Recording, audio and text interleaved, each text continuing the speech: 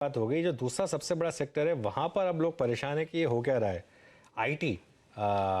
इसमें सुमैया जी, अब आपका क्या व्यू है? क्योंकि एक बात हुई कि यूएस में कितना प्रेशर आएगा और उसकी वजह से अर्निंग्स पर कितना प्रेशर आएगा, लेकिन ज़्यादा बड़ी डिबेट चल रही है वैल्यूएशन को लेकर कि जो फेड का इंटरेस्ट रेट हाइक का साइकिल चल रहा है उसमें आप इन कंपनियों को कितना मल्टीपल देंगे, जो आपने काफ़ी बढ़ा दिया था 2021 में, ज़बरदस्त बलून अप दिखा था। आपका व्यू क्या है यहाँ पर?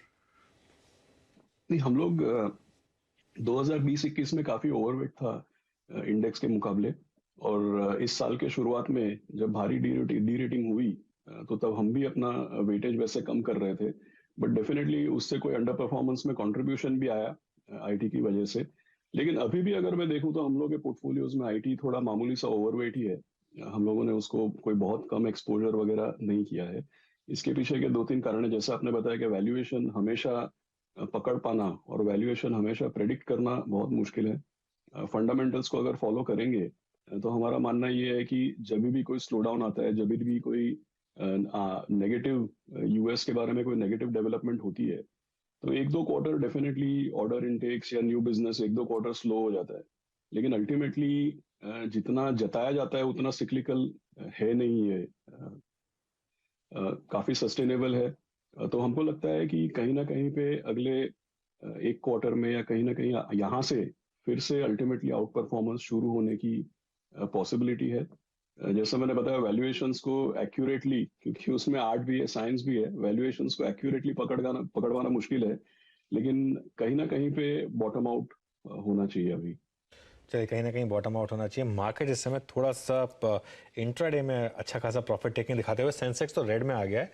निफ्टी बैंक भी करीब ऊपर से 200 पॉइंट फिसला है और निफ्टी भी ऊपर से अच्छा खासा फिसला है। बात हो रही थी थोड़ा सिक्लिकल्स की, तो एक ऑटोज पर क्या अब आपका व्यू है? क्योंकि काफ़ी टाइम से इसने आउट परफॉर्म किया है। करीब एक साल पहले इसमें ये मूव स्टार्ट हुआ था, एक साल, लेकिन असली मूव आया जब कमोडिटी में डिक्लाइन स्टार्ट हुई, उसके बाद आपने एक मैसिव बिल्कुल मूव देखा। अब क्या व्यू है यहाँ पर?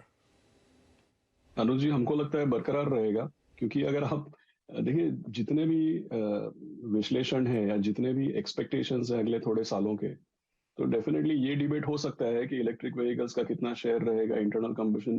देखिए, पूरे तो इलेक्ट्रिक व्हीकल हो नहीं जाएंगे, तो एक ग्रेजुअल प्रोसेस रहेगा कि इंटरनल कंबशन इंजन्स का कितना वॉल्यूम ग्रोथ कितना है, उसमें मार्केट शेयर कितना है और किस तरीके से माइग्रेट होगा।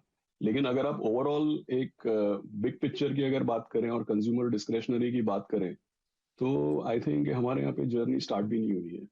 तो कंपनी लेवल पे एनालिसिस ज्यादा इंपॉर्टेंट रहेगा। लेकिन सेक्टर का जो ट्रेंड है, सिर्फ पिछले 3-4 साल को ज्यादा अपने माइंड पे प्ले नहीं करना चाहिए। क्योंकि पिछले 3-4 साल में आप देखें तो आईएलएफएस डिफॉल्ट के बाद क्रेडिट क्राइसिस, इंश्योरेंस के चेंजेस, BS6 के चेंजेस, बहुत सारे हेडविंड्स आए थे सेक्टर में। और अल्टीमेटली कोविड, जिसको आप बोलते हैं last on the camel's back.